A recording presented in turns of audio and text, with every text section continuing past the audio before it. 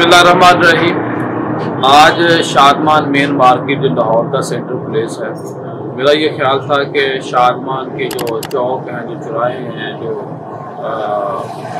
बरामदे बने होते हैं, जो पार्क हैं, यहाँ पे ऐसे लोग नहीं होंगे जो शदीद सर्दी में बगैर कंबल के बगैर बिस्तर में पड़े।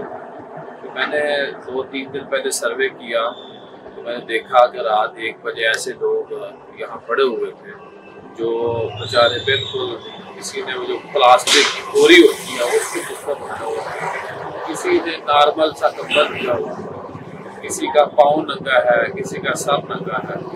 तो ये शादमान मेन मार्केट लाहौर की मैं अभी आपको दिखाऊंगा किस तरह लोग पड़े हुए हैं।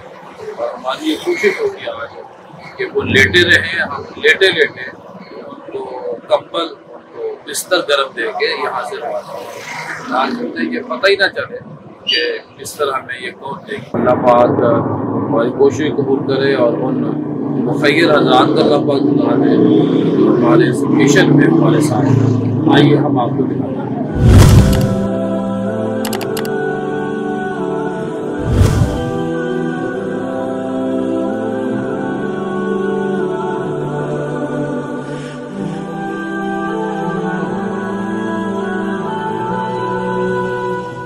या अल्लाह तेरा शुक्र है।